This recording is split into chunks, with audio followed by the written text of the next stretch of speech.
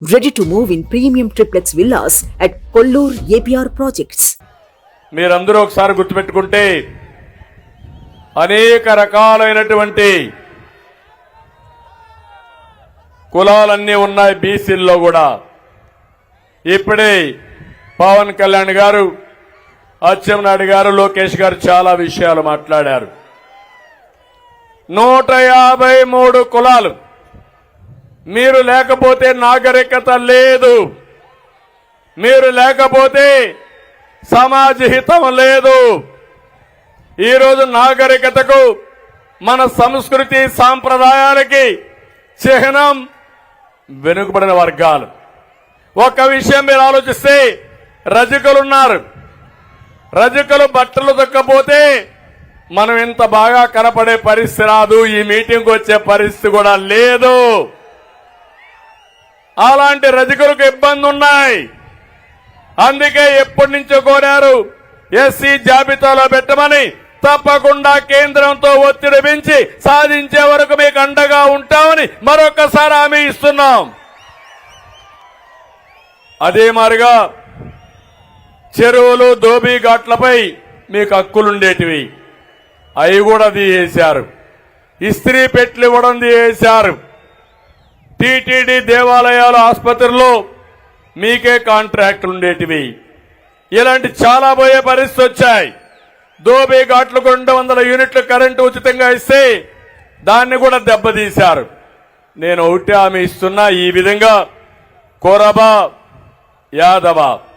యాదవులకైతే dairy పరిశ్రమలకు ప్రోత్సాహాలు ఇచ్చాం, అవి కూడా తీసేశారు.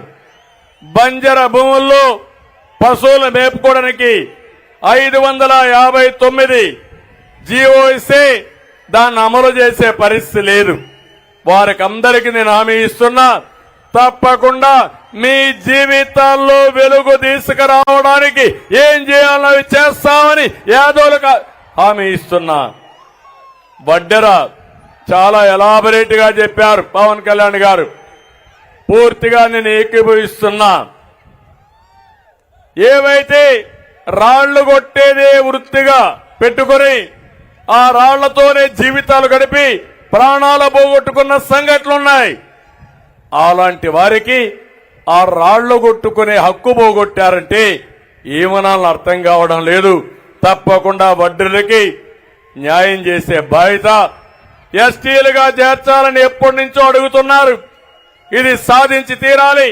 దీనికోసం పూర్తిగా మేము మద్దతుగా ఉంటామని వడ్ర కులానికి హామీ ఇస్తున్నా. ఈశ్వ బ్రాహ్మణులు, ఎందుకంటే టైం తక్కువ ఉంది కాబట్టి అన్ని కులాలు నేను చెప్పలేకపోవచ్చు, కానీ ఈశ్వ బ్రాహ్మణ్ గాని, నూర్ భాషా, దూదేకుల ముస్లిం,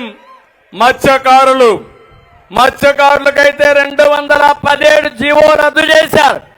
మళ్ళీ హామీ ఇస్తున్నాం, 217 జీవోని మళ్ళా తీసుకొచ్చే బాధ్యత తెలుగుదేశం, జనసేన తీసుకుంటాం. ఇవే కాకుండా చేనేత, ఈ నియోజకవర్గంలో చేనేత ఎక్కువగా ఉన్నారు, చాలా ఇబ్బందుల్లో ఉన్నారు. వాళ్ళు నేసే వస్త్రాలపైన జీఎస్టీ వేశారు, అనేక విధాలుగా ఇబ్బంది చేశారు. 217 జీవో రద్దు చేస్తాం. పాత జీవో ఉండేది, దాన్ని కావాలని ఇచ్చేశారు. ఇది ముఖ్యంగా మత్స్యకారుల కోసం. ఇంకో పక్క మీరు చూస్తే చేనేత కోసం వాళ్ళు నేసే వస్త్రాలపైన జీఎస్టీ క్యాన్సిల్ చేసి పూర్తిగా ఆదుకునే బాధ్యత తీసుకుంటాం. నాయి బ్రాహ్మణ్ గాని, కుమ్మర, మేదరి, గీత కార్మికులు, వాల్మీకి బోయ, అరటిక, ఎంబీసీ, పాల ఏకిరి, నగరాలు, కృష్ణ బలిజ, పూసల,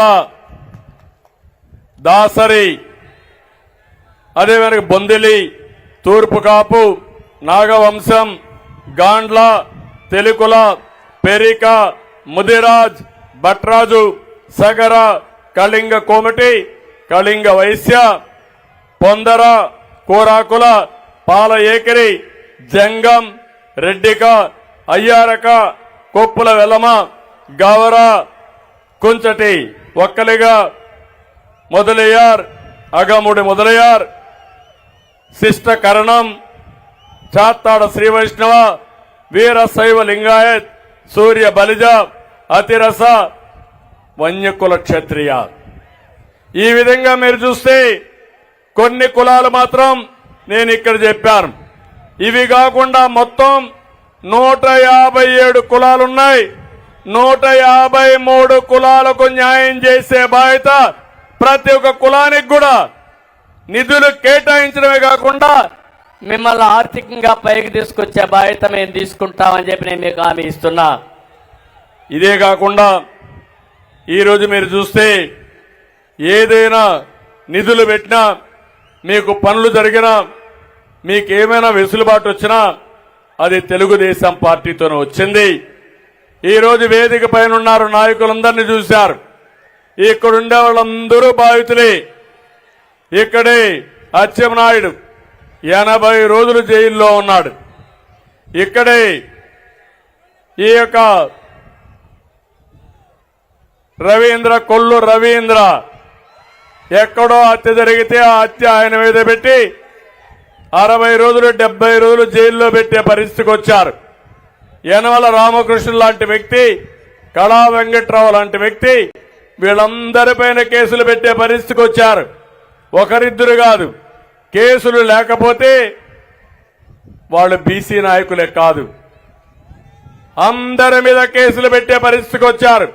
కడాన నేను బాధితుడిని, మా పవన్ కళ్యాణ్ గారు కూడా బాధితులమే. ఇది ఒక దుర్మార్గమైన ప్రభుత్వం. 40 సంవత్సరాలుగా ఎప్పుడు చూడని ప్రభుత్వం.